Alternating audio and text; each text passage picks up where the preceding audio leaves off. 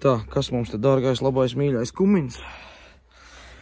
3,8 litri EGRs un izplūdes daļa. Izplūdes gāzes viņš nonāk no turbīnas, tātad drosele. Tālāk iet katalizators, temperatūras sensors temp 1, temp 2. Tas ir kaķiks, tad caur kaķiku iziet viss ir ok. Atblūs sprausla. Es domāju, tik cik cauri spīt, nu jā, tik arī ļoti labi var redzēt. No šitās puses ļoti labi var redzēt, pievilksim klāt. Te ir tas izkliedētājs, jeb difuzors, kurš tā kā idejiski iesmidzinot atblū šķidrumu, to vienmērīgi sadala dūmgāzēs.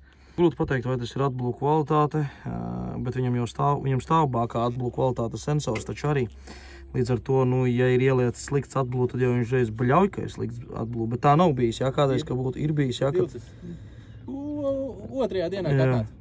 Nu, tad bija cipa parādīja, kad ir slikts kvalitātes atblū, kādu jau mēs tur lejam iekšā, un tālāk tas karbamīds ar šādu te viņš pārogļojās, un aizaugciet, līdz ar to mēs redzam, cik viegli ir dūmgāzēm nonākt ārā izplūdes sistēmā, kas tālāk notiek ar turbīnu, ar motoru, un starp citu arī šeit jau cik bieži tas eļas līmenis un pat cik bija audzis diezgan, jā, kādas reizes.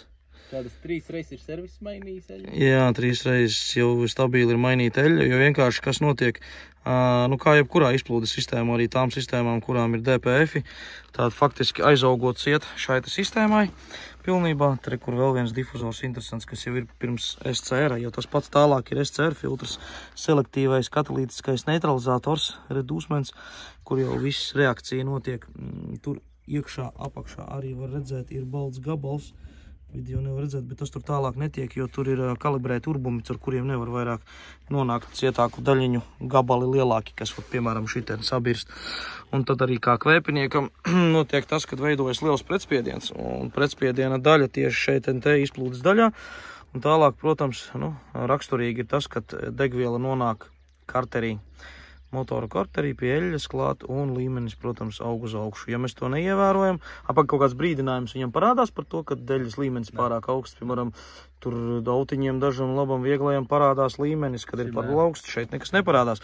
Līdz ar to, nu kā, nu tā 18. gada tehnikai pārbaudīs katru dienu eļļas līmeni, nu netačit kā, bet, nu, kā saka, kā Belarusam katru rītu traktorists pārbaudīja eļļas līmeni, tad arī te tas pats būtu jādara, jo skaidrs eļļa ar degvielu veidojas ļoti šķidra masa, faktiski eļļošana nekāda, un kumins dzinēja remonts, nu, izmaksā diezgan sālīti. Tā kā arī, kas eļļošana, taču arī turbīnā ir rekur pa augšējo daļu. Turbīna griežās ar ļoti lieliem apgriezieniem, vismaz 11,000. Un pie šādiem apgriezieniem, ja tā eļļas kvalitāte ir nedaudz švakāka, nu, tad varam iedomāties, kas notiek ar turbīnas asīt un kas jau te ir noticis, ja 3 reizes tas ir bijis. Nu, jācer, jā, kad, un starp citu arī mainot sprauslu, nekas nenotiek.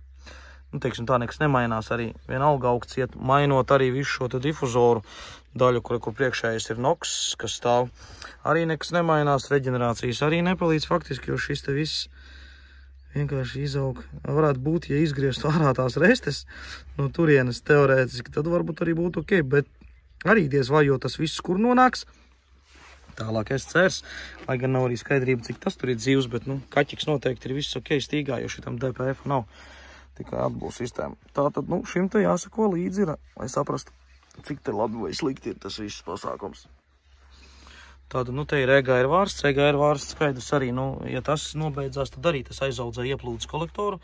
Tur arī visādi brīnumi sākās, bet, nu, šī gadījumā jācer, ka tur tiekšā ir iesplūdes kolektorā viss vēl tīrs. Tās maz kaut gan ar tādu pretspiedienu arī EGRs nekorekti strādā. Starp citu temperatūras sensori ir te 2 un otri 2 temperatūrnieki arī ir tur. Kas tas ir, kur virs filtri ir tieši tepseļi. Un tajā pusē arī tāpatās. Tā kā īsumā par kumins. Nu, reku visi labumi. Starp citu, tas ir tieši tas, kur bijusi sprauslas forma iekšā. Labais. Tad, teiksim, sprausla gāja iekšā. Šeit pa galu mīz ārā. Tagad, protams, aiziet ar pilnu jaudu.